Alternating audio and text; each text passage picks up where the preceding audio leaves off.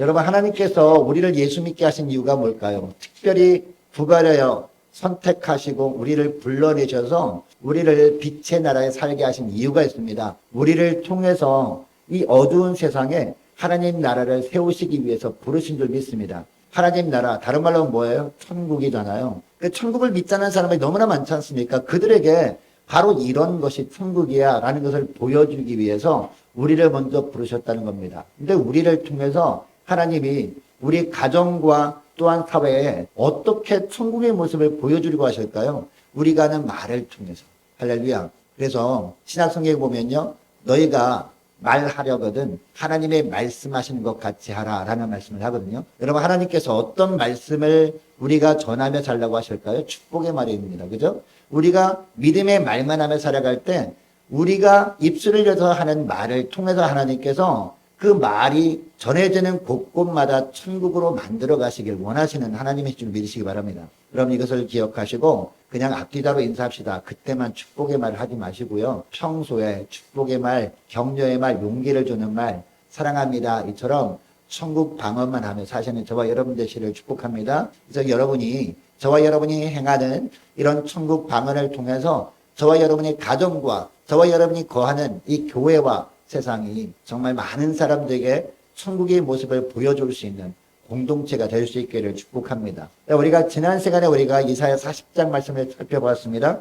여러분, 이사야 40장 이전까지는 어떤 말씀이라고 했습니까? 심판의 메시지였죠. 그리고 이사야 40장부터 66장까지가 구원의 메시지입니다. 소망의 메시지입니다. 하나님께서는 그러면 어떻게 구원의 메시지를 선포하시는가? 핵심적인 말씀을 이 41장에서 먼저 하시고 그 다음에 42장부터 쭉 이렇게 이사야서 말씀이 기록되게 하셨거든요. 여러분이 41장 말씀을 통해서 하나님께서 말씀하시는 핵심 주제는 뭘까요? 한 가지입니다. 다른 게 아니라 눈에 보이는 것들을 바라보면서 두려워하지 말라는 겁니다. 그것들을 바라보면서 그것들이 너무나 위협적이라고, 그것이 너무나 강대해 보인다고 그것들을 바라보면서 두려워하지 말고 그것들 너머에 계시는 하나님을 바라보라.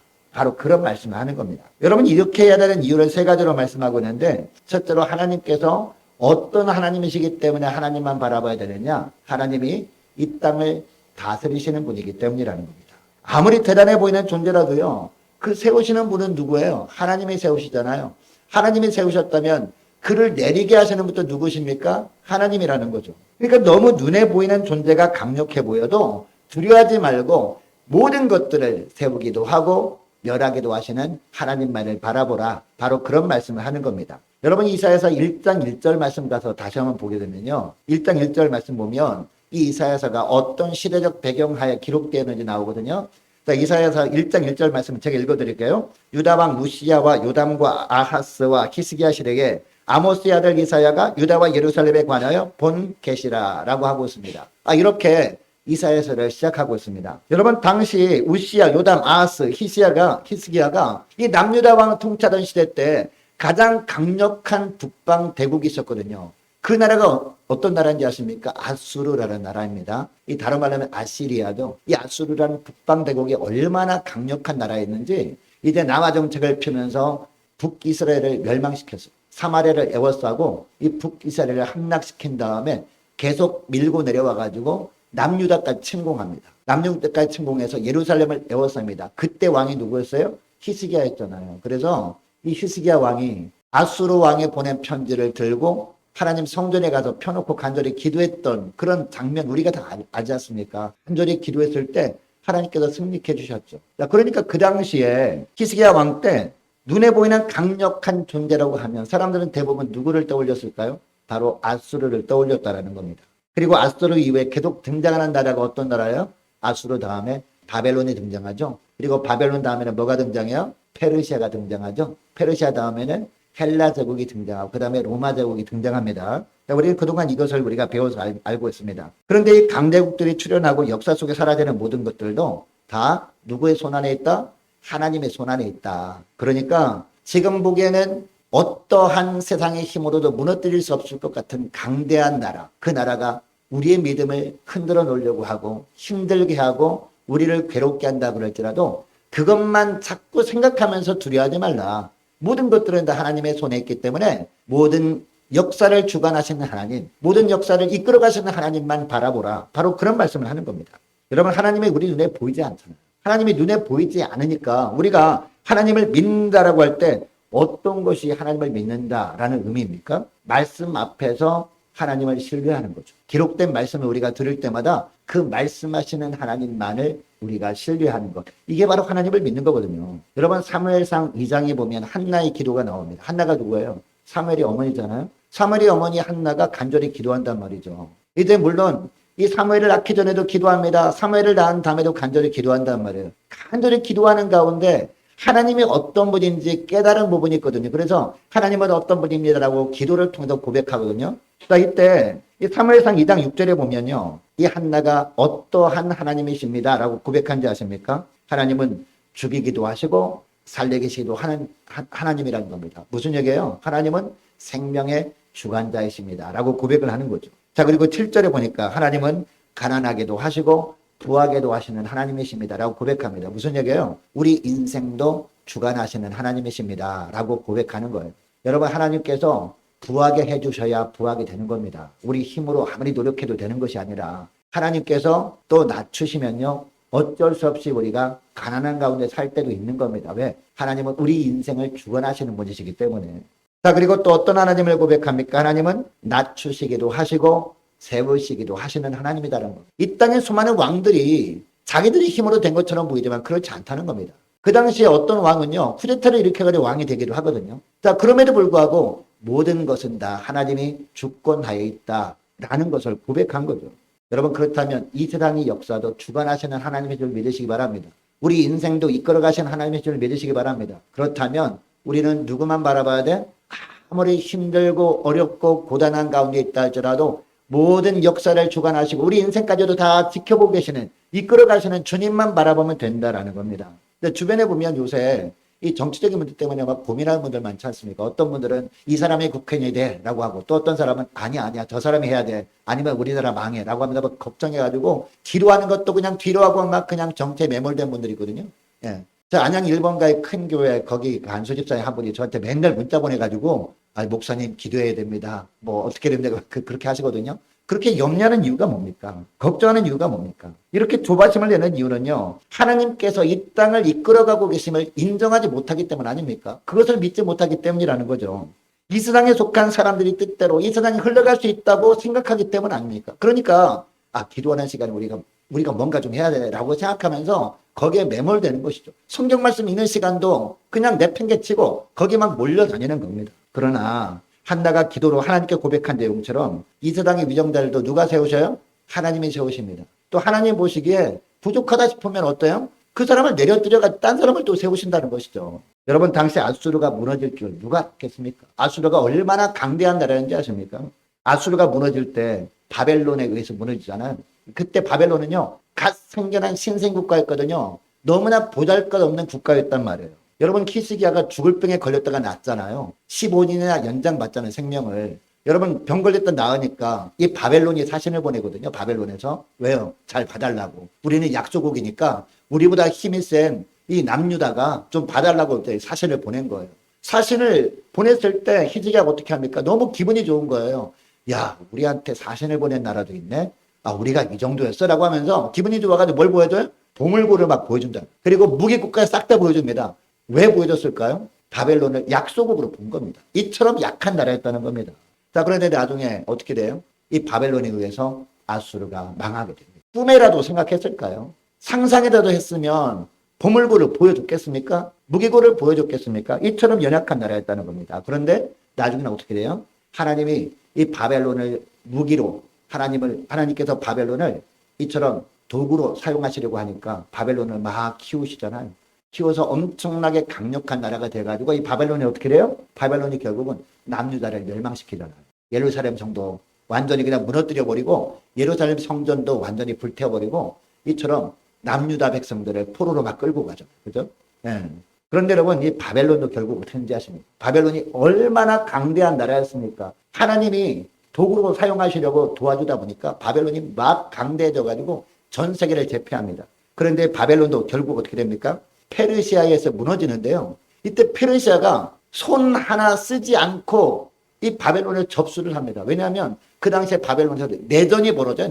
내분이 막 일어나. 막 분열된 거면 세계 네 개로 막 쪼개져요. 그러다 보니까 막 싸우다 보니까 애따 모르게 차라리 그냥 저 페르시아라는 나라 줘버리면 좋겠다 해가지고 페르시아 나라의 초대 왕이 누구예요? 고레스잖아요. 이 고레스 왕이 이 바벨론에 쳐들어가려고 가보니까 문이 활짝 열어져. 그 내분이 벌어져가지고 그냥 페르시아 편에 선 사람이 있는 거죠. 문 열어주고 그냥 페르시아로 차라리 넘기는 게 오히려 낫겠다. 나한테 유익이겠다 해가지고 그냥 상납을 한 겁니다. 이 바벨론이 무혈 입성을 하게 된 거란 말입니다.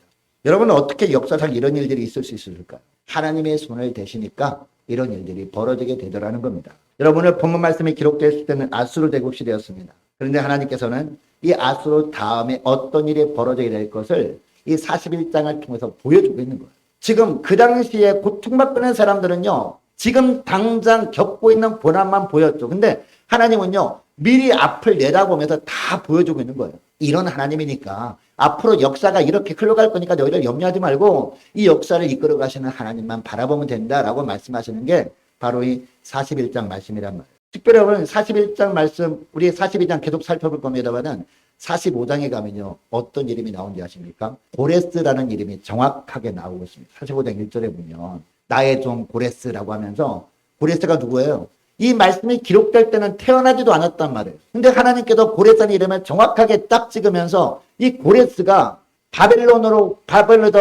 포로가 되어서 고통받고 있는 사람들을 예루살렘으로 보내게 될 것이다 라고 하면서 미리 말씀하는 거. 이걸 통해서 알게 된 게 뭡니까? 야, 하나님은 몇 수 앞을 내다보면서 다 계획하고 있구나, 계획해 놓으시고 있구나라는 것을 알게 되는 것이죠. 여러분, 결국 어떻게 됩니까? 나중에 이 바벨론이 페르시아에 망하면서 이 페르시아 초대왕 고레스가 칙령을 말합니다. 각 나라에서 포로로 끌려온 사람들은 고향으로 다 돌아가게 하라. 이게 바로 고레스 칙령 아닙니까? 하나님의 말씀대로 되어진 거죠. 여러분 4절에 보니까요, 4절 말씀 보시기 바랍니다. 41장 4절 보니까 이 일을 누가 행했느냐라고 하죠. 누가 행했다는 겁니까? 하나님이 행하셨고 하나님이 행할 것이다라는 거죠. 그리고 4절 하반절 말씀해 보니까 내가 곧 그니라 라고 말씀하시면서 누구를 통해서 일을 하신다라고 하느냐? 제가 조금 전에 말씀드린 45장 1절 보니까 고레스라는 사람을 통해서 하나님이 이 일을 반드시 행할 것이다.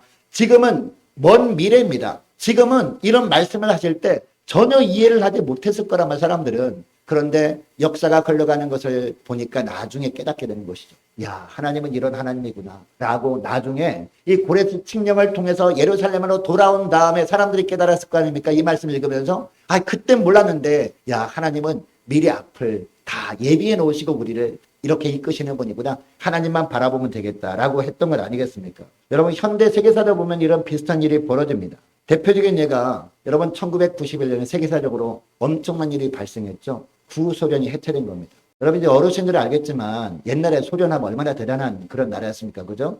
소련. 이 공산진영의 대표적인 나라가 소련이었죠. 그리고 자유진영의 대표적인 나라가 미국이었잖아요. 미소 냉전 시대가 수십 년 동안 계속됐잖아요. 군비 경제를 엄청나게 했잖아요. 그런데 이 81년에 미국 대통령이 레이건이 돼요. 레이건이 되면서 북미 경쟁을 처음에는 더 심하게 막 한 겁니다. 그러니까 소련도 돈도 없음에도 가오가 있지라고 하면서 군비 경쟁을 더 심하게 막 한 겁니다. 그러다 보니까 어떻게 돼요? 돈이 많이 들어가니까 어려워진 겁니다. 경제적으로 어려워져가지고 결국 그 당시에 이 소련 공산당 서기장이 고르바초프다 아시죠? 이 머리에 지도 같은 거 그려진 사람 있잖아요. 그 고르바초프가 결국 이제 조선 들고 개혁 개방 정책을 펴기 시작해요. 그리고 레이건과 회담을 하기도 하고, 제네바 회담이거든요. 이렇게 하면서 쭉 흘러가는 중에 우리나라에서 1988년 올림픽이 있었던 거예요. 그 이전에는요, 하도 냉전 시대가 심하다 보니까 올림픽에도 공산진영에서 하면 공산진영끼리만 올림픽 했던 적이 있어요. 그리고 미국 84년 올림픽은요, 자유진영끼리만, 공산진영에 참석 안 해. 서로 사이가 안 좋으니까. 그 정도 했었는데 88 올림픽 하면서 공산진영과 자유진영 전체 다 참여하는 올림픽이었거든요. 그때 보고 충격받은 거예요. 이게 충격받으면서 어떤 일이 벌어졌느냐? 결국 이 고르바초프가 1991년 자기가 권좌에서 내려오면서 소련을 해체해버리고 연방들을 해체해가지고 독립국으로 만들어버린 거예요. 여러분, 이런 일이 벌어질 때 누가 알았겠습니까? 또 여러분, 특별히 1980년대 중반에 독일에는 베를린 장벽이 무너지잖아요. 동독과 서독이 이렇게 베를린 장벽으로 나뉘어졌었는데 왜 무너지지 않습니까? 너무나 어이가 없는 이 신문의 오보를 통해서 무너졌대요. 신문의 오보를 통해서. 근데 무너지기 전에 17년 동안 동독에 있는 교회들이요, 그렇게 기도를 했다는 거예요, 하나님께. 하나님, 우리 힘으로 안 됩니다. 주님 반을 바라봅니다. 주님 도와달라고 간절히 17년 동안 간절히 기도했는데 17년 대 딱 되니까 베를린 장벽이 무너지더라고요. 여러분, 그 신문의 오보가 왜 났겠습니까? 그 사람의 실수로 말미암아 냈겠지라고 생각할 수 있는데 하나님이 역사했다는 것이죠. 베를린 장벽도 무너지고 이제 소련도 해체되고 결국 이제 공산주당이 몰락이 시작했잖아요. 그때부터. 이게 다 하나님이 역사했다는 것이죠. 여러분, 이것을 통해서 우리가 알게 되는 것은 하나님이 역사를 주관하시는데 무엇을 통해서 하나님이 역사를 이끌어 가시느냐? 기도와 예배라는 거죠. 여러분, 동북에서 숨어서 예배를 드리는 사람들이 그렇게 간절히 예배드립니다. 간절히 나라 민족을 위해서 기도했대요. 17년 동안. 그렇게 기도한 열매가 그거라는 것이죠. 기도가 쌓이고 쌓이고 쌓이고 하다 보니까 임계점이 임하지 않겠습니까? 임계점이 딱 지나니까 베를린 장벽이 무너지더라는 거죠. 또 시간이 지나면서 이 소련도 해체되는 그런 역사가 있게 되었다라는 거죠. 자, 그런데 하나님께서 이렇게 일하시는 것을 저항하는 세력이 있겠습니까? 없겠습니까? 당연히 있겠죠. 이 세력들이요, 서로 자기들끼리 하나님을 대적하는 일을 위해서 동맹합니다. 나쁜 일은요, 함께 힘을 합해. 그리고 좋은 일이 있을 땐 분열하고. 이게 이 악한 세력들이 특징이거든요. 서로 경쟁하듯이 하나님이 원하는 일과 정반대되는 일을 벌입니다. 비성경적인 일을 벌인다는 겁니다. 이렇게 하면서 우리는 강하다, 우리는 든든하다, 하나님도 필요 없어 라고 한다는 거죠. 근데 이런 모든 일들을 다 지켜보고 계시는 하나님께서 그들이 뜻대로 되도록 내버려 두지 않는다. 이게 바로 5절부터 7절까지 말씀이에요. 저 오늘 본문의 5절부터 7절까지 말씀. 이 땅의 흥망성쇠는 하나님의 손에 있지 세상의 손에 있지 않다. 이게 바로 5절부터 7절까지 말씀이라니까요. 그러므로 지금 당장 눈에 보기에 강해 보이는 세력들이 있다고 그들을 두려워하지 말라는 겁니다. 하나님이 언제든지 그들을 올리실 수도 있고 그들을 내리실 수도 있기 때문입니다. 그러니까 영원토록 변치 않는 하나님만 바라보라, 이 말씀을 하는 겁니다. 왜? 하나님의 손으로 모든 것을 결정하기 때문이라는 겁니다. 여러분, 오늘날 우리나라도 하나님이 이끌어 가신 걸 믿으시기 바랍니다. 하나님이 이끌어 가신 걸 믿으시고, 여러분, 마귀는요, 이 교회 성도들을 유혹하는데 어떻게 유혹하는지 아세요? 어떻게 하든지 성경과 멀어지도록 유혹해요. 어떻게 하든지 기도로 멀어지도록 유혹해요. 그래서 어떤 정치적인 이슈를 막 던지는 거예요. 그래서 거기에 매몰돼가지고, 야, 내가 참석하지만 큰일 나겠다면서 우르르 몰려가. 그러니까 교회들마다요, 이처럼 좌우로 분열되다 보니까 교회들마다 기도가 다 사라져. 그걸 주님이 원하실까? 마귀 공작이에요. 여러분, 주님만 바라보시기를 축복합니다. 주님은 뭘 통해 역사하신다? 예배를 통해서. 뭘 통해 역사하셔요? 기도를 통해서 역사하신다는 거죠. 예배와 기도가 살아난 교회가 되어야 된다. 그래서 이 말씀을 하는 겁니다. 여러분, 주님은 이 역사를 주관하시는 분이시고요. 우리 인생도 주관하시는 분이시고 우리를 부하게도 하시고 가난하게도 하실 수 있는 우리의 주인 되십니다. 그 주님만을 바라볼 수 있기를 축복합니다. 자, 그리고 둘째로 왜 우리가 하나님만 바라봐야 되느냐? 하나님이 붙들어 주시기 때문입니다. 자, 강해 보이는 세상에 비해서 하나님의 백성들은 한없이 약해 보여요. 그러나 전능하신 하나님께서 우리의 선한 목자가 되어 주셔서 양들을 붙들어 주신다라고 말씀하는 거죠. 주님이 붙들어 주시면 걱정할 것이 전혀 없다는 겁니다. 세상에 가장 강한 주님의 손에 붙들려 있으면 대적들은 우리를 보는 게 아니라 우리를 붙들고 있는 하나님을 보고 함부로 덤비지 못하는 거거든요. 할렐루야. 자, 이게 9절 말씀이거든요. 자, 9절 말씀은 우리 함께 읽도록 하겠습니다. 자, 9절 시작. 내가 땅 끝에서부터 너를 붙들며 땅 모퉁이에서 너를 부르고 내게 이르기를 너는 나의 종이라 내가 너를 택하고 싫어하여 버리지 아니하였다 하였노라 라고 합니다. 하나님께서 어디서부터? 땅 끝에서부터 어떻게 하신다? 붙드신다라는 거예요. 여러분, 이 구절에서 땅 끝은 어떤 의미일까요?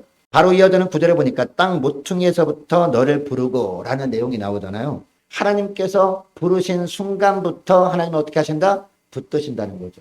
오늘날로 말하면 우리가 예수 믿고 하나님의 자녀가 되었잖아요. 예수 믿는 순간부터 우리를 붙드시고 우리를 놓지 않으신다는 겁니다. 할렐루야. 아멘. 예수 믿는 순간부터 예수님을 그냥 머리로만 믿는 게 아니라 예수님을 내 인생의 주님으로 영접함으로 말미암아 이제는 내 안에 내가 사는 것이 아니라 내 안에 주님이 사십니다라고 고백하면서 주님이 뜻대로 사는 자를 있지 않습니까? 그 순간부터 하나님이 붙드시고 결코 놓지 않으신다는 거예요. 성령께서 늘 우리와 함께 하시기 위해서 우리 예수님이 십자가 부활 승천하신 다음에 성령을 보내주신 줄 믿습니다. 여러분, 예수 믿는 사람들 그 순간부터 성령이 내주하시잖아요. 그 성령께서는 우리를 떠납니까? 떠나지 않으세요. 우리를 버립니까? 버리지 않습니다. 우리를 붙들어 주시냐? 언제까지요? 천국 가는 그날까지 우리를 붙드신 줄 믿으시기 바랍니다. 그래서 우리가 죽는 순간에 우리의 몸과 영혼의 분리가 되잖아요. 제가 얼마 전에 영상을 봤더니 믿지 않는 의사 선생님인데 죽음을 체험한 사람들의 공통적인 그런 체험들이 있더래요. 그 체험이 뭔지 아십니까? 이 죽는 순간에 내 몸이 갑자기 가벼워져. 병상에 돌아발탕하고 있는데 갑자기 몸이 가벼우면서 몸이 이렇게 붕 뜨더래요. 자기 몸이. 내 몸이 왜 이렇게 뜨지? 무슨 얘기예요? 육신과 영혼이 분리되는 순간 느끼는 거죠. 공통적인 고백을 하더라는 거예요. 여러분 이처럼 그날이 온다니까요. 육신과 영혼이 분리되는 순간이 옵니다. 그러면 육신은 어디로 가? 흙으로 돌아갑니다. 우리 영혼은요. 영혼은 어떤 사람은 홀로 남아서 지켜보던 마귀한테 붙들려서 지옥에 가고 또 어떤 사람은 그동안 나를 붙들어 주신 성령께 이끌려서 천국에 가는 거예요. 할렐루야. 우리 주님은 우리를 버리지 않습니다. 우리를 붙들어 준다는 거죠. 하나님의 부르시는 순간부터. 여러분 이스라엘 백성들에게 어떤 의미일까요? 믿음의 조상이 아브라함이잖아요. 하나님께도 아브라함을 부르실 때부터 붙드셨다는 거예요. 하나님께도 온전히 붙들어 주셔서 계속해서 믿음의 삶을 살게 하셨다는 겁니다. 여러분 그리고 아브라함의 후손들도 붙들어 주셨다는 거죠. 그래서 성경에 보면 하나님을 어떤 하나님으로 묘사합니까? 아브라함의 하나님, 이삭의 하나님, 야곱의 하나님으로 그래서 이렇게 묘사하는 거예요. 여러분 야곱의 하나님이라고 할 때 야곱만 붙드신 하나님이세요? 야곱의 자녀들 12명이잖아요. 12지파잖아요. 이스라엘 12지파가 이제 애굽으로 건너갑니다. 애굽에서 430년 동안 노예로 살아요. 그때도 하나님이 붙들어 주셨기 때문에 어떤 일이 있었습니까? 인구가 막 불어난 겁니다. 인구가 막 불어나서 한 민족을 이루게 한 거예요. 한 민족이 되니까 이제는 애굽에서 주님께서 나오게 하시고 광야를 통해서 가나안 땅을 주신 겁니다. 왜? 나라 이루어지기 위해서 뭐가 있어야 되니까? 민족이 이루어져야 되고 그 다음에 주권이 있어야 되고 주권은 하나님이잖아. 그 다음에 뭐가 필요해? 땅이 필요하죠. 그래서 가나안 땅으로 보내신 거예요. 할렐루야. 예. 근데 하나님께서 가나안 땅에 있을 때까지도 함께 하셨다는 거예요. 주님께서 붙들어 주셨다는 겁니다. 이 말씀을 하는 겁니다. 여러분 물론 그들이 지난 삶을 돌아보면 다양한 어려운 일들이 있었습니다. 그러나 하나님께서 온전히 붙들어 주셨기 때문에 어떤 극한 시련 가운데 있어도 하나님을 향한 믿음은 잃지 않을 수 있었던 거예요. 이 말씀을 하는 겁니다. 여러분 우리 지난날도 한번 돌아보시기 바랍니다. 인생의 굴곡진 부분도 물론 있었겠죠. 자녀들 때문에 속썩인 일들이 얼마나 많습니까? 그죠? 그리고 경제적인 어려움 때문에 너무나 힘들어가지고 하나님을 원망할 때도 물론 있었습니다.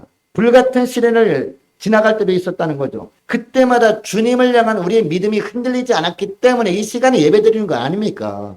여러분 이처럼 어떠한 어려운 환경 속에서도 그리고 세상이 다양한 것으로 우리를 흔들어 놓고 우리를 유혹하려고 한다 할지라도 주님을 향한 우리의 믿음이 흔들리지 않을 수 있었던 이유는 그 이유는 뭐예요? 내가 대단해서가 아니라 주님께서 우리를 붙들어주고 계셨기 때문이라는 겁니다. 이 말씀을 하는 겁니다. 그리고 셋째로 왜 우리가 하나님만 바라봐야 되느냐? 하나님이 지켜주시고 또 보호해 주시기 때문이에요. 자, 우리가 이것이 8절에서 10절까지 말씀인데요. 자, 8절부터 10절까지의 말씀. 자, 우리 함께 읽습니다. 시작. 그러나 나의 종 너 이스라엘아 내가 택한 야곱아 나의 벗 아브라함의 자손아 내가 땅 끝에서부터 너를 붙들며 땅 모퉁에서부터 너를 부르고 내게 이르기를 너는 나의 종이라 내가 너를 택하고 싫어하여 버리지 아니하였다 하였노라. 두려워하지 말라 내가 너와 함께함이라. 놀라지 말라 나는 네 하나님이 됨이라. 내가 너를 굳세게 하리라. 참으로 너를 도와주리라. 참으로 나의 의로운 오른손으로 너를 붙들리라. 아멘. 할렐루야. 여러분 이 말씀은 수능을 준비하는 학생들에게만 주시는 말씀이 아닙니다. 저와 여러분에게 주시는 말씀이고 그리고 그 당시에 바벨론 포로지에서 생활하고 있던 이스라엘 백성들에게 선포되었던 말씀이에요. 그들에게 하나님이 모든 역사를 주관하신다. 하나님이 하나님의 자녀를 특별히 보호해 주신다. 이런 내용의 말씀이 선포되었다는 겁니다. 여러분 8절 말씀해 보니까 하나님께서 특별히 내 종이라고 하잖아요. 내 종. 내 종이라고 하면 우리는 누구라는 거예요? 우리의 주인은 누구라는 거예요? 우리 주인은 하나님이라는 거죠. 하나님께서 내 종이라고 했다면 하나님은 주인이라는 얘기를 합니다. 어떤 주인이라는 겁니까? 모든 삶을 책임져 주시는 주인이라는 뜻이죠. 네가 내 종이니까 끝까지 너를 책임지겠다. 그러니까 걱정 말고 두려워하지 말고 어떻게 하라? 하나님만 바라보라. 이런 말씀을 하는 겁니다. 자, 그리고 8절 하반절에 보니까 또 뭐라고 합니까? 나의 벗이라고 하잖아요. 나의 벗. 벗을 다른 말로 하면 친구죠. 친구요. 자, 그리고 원어적인 의미를 보면요. 이 친구, 벗이라기보다 사랑이라고 우리가 해석할 수가 있어요. 자, 그러니까 내가 택한 백성은 나의 사랑이다 라는 거죠. 너는 나의 사랑이고 내 종이고 나는 너의 주인인데 무책임한 주인이 아니라는 거죠. 무책임한 주인이 아니라 종인 너를 책임지는 참 주인이다. 내 인생의 참 주인이다. 이 말씀을 하는 겁니다. 그러니까 두려워하지 말라는 겁니다. 우리를 향한 말씀이기도 하는데 무슨 얘기입니까? 강대국에 휘둘리지 말고 눈에 보이는 것들 휘둘리지 말고 내가 너와 함께 한다는 이 말씀을 의지하고 두려워하지 말라는 겁니다. 여러분, 두려움이 왜 생기는 걸까요? 두려움 왜 생기는 거예요? 믿음이 없기 때문에 두려움이 생기는 거거든요. 우리가 예수 믿는 사람들도 어떤 갑작스러운 문제가 닥칠 때 그것 때문에 막 두려워하잖아요. 간혹 가다가 전화 가지고 아유 목사님 어떻게 막 두려워하는 분들이 있거든요. 왜 그렇습니까? 믿음이 약해졌기 때문에 두려워하는 것 아니겠습니까? 하나님이 함께 하신다는 사실이 두려워하지 않을 근거인 줄 믿으시기 바랍니다. 여러분, 어릴 때 부모님이 나와 함께 하시는 것 때문에 두렵지 않을 수 있잖아요. 낯선 길도 함께 가면 두렵지 않잖아요. 부모와 함께 가면, 그죠? 근데 우리에게는 왜 두렵지 않을 수 있습니까? 하나님이 우리와 함께 하기 때문에. 바로 이 말씀을 하는 겁니다. 하나님이 함께 하신데 두려워할 이유가 없는 거죠. 하나님이 함께 하신다는 확신이 약해졌기 때문에 미래에 대한 두려움이 생기는 거죠. 그래서 예수님도 뭐라고 합니까? 너희 근심, 걱정, 염려를 어떻게 하라? 다 주께 맡겨버리라. 왜? 우리 예수님이 우리 인생의 참 주인이기 때문에 다 맡겨버리라 라고 한 겁니다. 여러분, 하나님께 맡기고 사는 사람에게 하나님께서 뭘 주셔요? 평강을 주십니다. 할렐루야. 평강을 주시면요, 짜증도 사라져요. 할렐루야. 가족들 바라보면서 이쁘기만 해요. 아무리 말썽 피우는 것 같아 보여도 이쁘기만 하다니까요. 뭐가 임할 때? 우리 가운데 평강이 임할 때. 인간적으로는 걱정되기도 해. 아, 이렇게 살다가 얘가 미래가 어떻게 될까 염려되기도 해. 근데 하나님께서 책임지시다는 확신이 있으니까 짜증나지 않는 거예요. 할렐루야. 우리 심령에 평강이 가득할 때 비로소 우리가 두려워하지 않을 수 있는 겁니다. 여러분, 세상을 두려워하지 않고 이처럼 하나님만 바라보게 되면요, 하나님께서 세 가지 축복을 주시는데 간단하게 말씀을 드릴게요. 자, 11절부터 13절까지 보니까 승리의 축복을 주신다라고 하고 있습니다. 자, 어떤 승리의 축복을 주시는지, 자, 11절부터 보시기 바랍니다. 보라, 내게 노하던 자들이 수치와 욕을 당할 것이요, 너와 다투는 자들이 아무것도 아닌 것 같이 될 것이며 멸망할 것이라. 내가 찾아도 너와 싸우던 자들을 만나지 못할 것이요, 너를 치는 자들은 아무것도 아닌 것 같고. 쭉쭉 말씀하시죠. 승리의 축복을 주신다는 거죠. 하나님이 싸워주셔서 다 물리쳐 주신다는 겁니다. 여러분, 세월이 흐르면서 여러분, 오늘날 바벨론 제국이 있습니까? 없잖아요. 아수르 있어요? 없잖아요. 아수르. 그처럼 믿음의 백성들을 힘들게 했던 아수르, 바벨론 오늘날 없잖아요. 있습니까? 없잖아요. 여러분, 헬라 제국이 있나요? 없어요. 헬라 제국도. 로마 제국이 있습니까? 다 망했어요. 로마 제국. 바로 그 말씀을 정확하게 하고 있는 겁니다. 하나님께 맡기면 붙들어 주실 뿐만 아니라 승리케 하신다라는 겁니다. 또 14절부터 16절까지 말씀을 보니까요, 우리를 어떻게 하신다? 우리를 강하게 하신다는 거죠. 우리가 주님을 바라보면 지금은 너무나 연약한 존재야. 그러나 우리 주님께서 주님만을 바라보는 자에게 강하게 되는 축복을 주신다는 거죠. 믿음으로 사는 과정이, 훈련 과정이 되게 하신다는 거죠. 14절부터 보시기 바랍니다. 버러지 같은 너희 야곱아. 지금 모습은 어떤 모습이라는 거예요? 버러지 같다는 겁니다. 벌레 유충 같은 존재라는 겁니다. 여러분, 새들 있잖아요. 새들. 참새. 뭐 이런 참새들이요, 가장 좋아하는 게 벌레 유충이래요. 그러니까 이 참새 먹이같이 정말 보잘것없는 존재가 바로 우리들인 거예요. 그러나 우리가 믿음을 가지고 주님만을 바라보며 살면 하나님이 어떤 존재로 만드시겠다고 하십니까? 하나님의 도우심으로 말미암아 내가 너를 이가 날카로운 새 타작기로 삼으리니 라고 말씀하고 있어요. 엄청난 존재로 만드시겠다는 거예요. 여러분, 벌레 유충이 혼자서 뭘 할 수 있겠습니까? 아무것도 할 수 없는 존재란 말이에요. 그러나 하나님이 도우시고 하나님이 붙드시고 하나님께서 이끌어 주시면 어떤 존재? 이가 날카로운 새 타작기로 삼아주시겠다. 변화시켜 주시겠다. 이처럼 강한 존재로 만들어주겠다. 이 말씀을 하는 겁니다. 여러분, 그런데 하나님께서 우리를 강한 타작기계로 만드신다는 겁니다. 그래서 세상 사람들이 이렇게 변화된 우리를 바라볼 거 아닙니까? 바라보면서 어떤 생각을 해요? 야, 정말 예수님이 살아계시다고 하더만 예수님이 진짜 살아계시긴 한가벼? 라고 생각할 수 있게 된다는 겁니다. 그래서 그 이전에는 우리가 아무리 말씀을 증거해도 안 들으려고 해요. 그죠? 근데 우리 삶 가운데 하나님이 도와주심으로 말미암아 예전에는 우리 모습이 벌레 같았다니까요. 벌레 유충 같은 존재였다니까요. 아무짝에도 쓸모없는 것 같아 보였는데 이처럼 새 타작기계 같이 하나님이 변모시켜 주시는 것을 보면서 야, 하나님이 살아계시긴 한가비요 라고 하면서 그런 마음이 든다는 거죠. 그런 마음이 확 열리는 거잖아요. 그때 말씀이 딱 전해지면요, 말씀이 꿀송이처럼 느끼게 되면서 변화되어서 그 사람들도 주 앞에 나오게 된다는 거예요. 한 가지 더 살펴보기를 원합니다. 17절부터 20절까지 말씀 보니까 날마다 은혜를 공급하신다라고 말씀하고 있어요. 자, 19절 20절 말씀 보니까 헐벗은 산에 강을 낸대, 골짜기 가운데 샘이 나게 한대, 광야가 모세되게 한대, 그리고 마른 땅에 샘도론이 되게 한대요. 여러분, 성경에 간혹 보면 바다라고 나오잖아요. 구약 성경에 이 요한계시록 보면 바다가 나오는데 바다는 혼돈을 상징하는 이 단어입니다. 자, 그런데 물이 간혹 나오잖아요. 물은 은혜를 뜻합니다. 자, 그러니까 간혹 가다가 물, 뭐 샘물 이런 단어 나오면 아 은혜를 뜻하는구나 라고 우리가 보게 되거든요. 물을 주신다, 비를 주신다라고 하면 무슨 얘기예요? 은혜를 내려주신다라는 의미예요. 요한복음 7장에 보니까 생수의 강이 배에서 흘러나온다는 말씀이 나오잖아요. 이 배에서, 누구의 배에서? 예수님께로부터 생수의 강, 은혜가 흘러나온다 이런 말씀이거든요. 하나님의 은혜를 공급해 주신다는 거죠. 여러분, 광야는 나무가 없는 곳입니다. 그죠? 이런 광야도 숲과 같이 변하게 된다. 왜? 물의 공급됨으로만. 이런 놀라운 역사가 우리 삶 가운데 있게 된다라는 겁니다. 불신자들도 그것을 보면서 깜짝 놀라게 된다라는 말씀을 하고 있는 거예요. 여러분들 말씀을 뵙기를 원합니다. 여러분, 예수님이 저와 여러분과 함께 계심을 믿습니까? 주님께서 승리를 주십니다. 주님이 동행하고 계심을 믿습니까? 주님께서 우리를 강하게 만드십니다. 그리고 주님께서 어떤 은혜를 부어주셔요? 담비와 같은 물과 같은 은혜를 공급해 주심으로 말미암아 이것으로 살게 하시는 주님이심을 믿으시기 바랍니다. 여러분 이것을 기억하시고 자꾸 흔들리고 자꾸 변화되는 세상, 우리 눈에 보이는 세상이 아무리 강해 보인다 할지라도 거기에 휘둘리지 마시고 거기에 흔들리지 마시고 변함없이 이 세상을 우리 인생을 이끌어 가시는 주님만을 바라보시는 저와 여러분 되시를 주 이름으로 축복합니다. 주님이 도우십니다. 자, 기도하겠습니다. 하나님 아버지 감사합니다. 저들이 이 땅에 사는 동안 육신의 눈에 보이는 상황이 아무리 저희들을 두렵게 한다 할지라도 저들이 눈에 보이지 않는 곳에서 주님께서 다 지켜보고 계시고 이 땅의 모든 역사를 주님께서 친히 이끌어가고 계심을 믿고 오직 주님만을 바라보기를 원하오니 주님을 향한 저들의 믿음이 흔들리지 않도록 성령 하나님께서 저들을 붙들어 주옵소서. 저들이 어떤 환경 가운데 어떤 시련을 겪는 중에서도 주님께서 믿음으로 사는 저희들을 온전히 붙들어 주시고 계심을 잊지 않게 하시고 저희들과 언제나 동행하시며 저희들을 향한 하나님의 뜻을 이루기 위해서 늘 도우시고 지키시고 보호해 주시는 주님이심을 확신하면서 오직 주님만 바라보며 흔들리지 않은 믿음으로 나아가게 하여 주옵소서. 하나님 이처럼 순종하며 나가는 자들에게 주시는 승리의 축복, 강하게 하시는 축복, 공급해 주는 축복을 풍성히 누리며 하나님께 영광 돌리는 저희들 다 되게 하여 주옵소서. 감사드리오며 우리 주 예수님의 이름으로 기도드립니다. 아멘.